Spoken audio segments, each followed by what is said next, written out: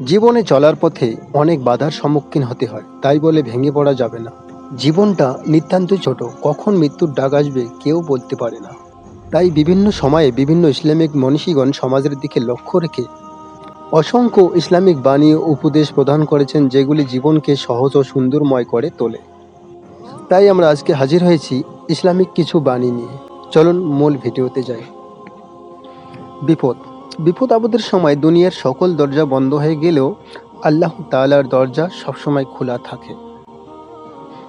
ইসলাম ধর্ম সহজ, কিন্তু এতটা সহজ নয় যে কোনো মেসেজ 20 জনকে ফরওয়ার্ড করলে বেহেশত পেয়ে যাবেন।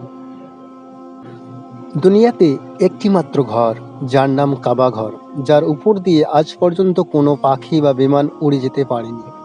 সালাত শুধু পরকালে মুক্তি দেয় না, সালাত ইহকালে ভরপুর করে দেয়। সালাতে শরীর সুস্থ থাকে, রিজিক বাড়ে ও বিপদও দূরীভূত হয়।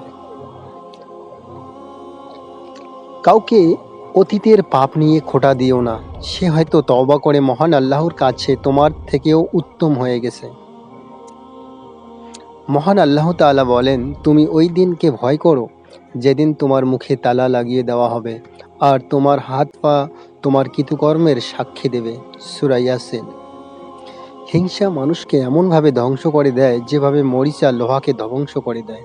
ইবনুল খাতিব। দামি কাপড় পরে কি লাভ হবে, সালাতের জন্য ডাকলে যদি বলতে হয় পোশাক তো এখন নাপাক। দুনিয়া একটা ফিল্ম, যার ডিরেক্টর হলেন মহান স্রষ্টা, মহান আল্লাহ তাআলা। হিরো হিরোইন হলেন মানুষ আর ভিলেন হলো শয়তান।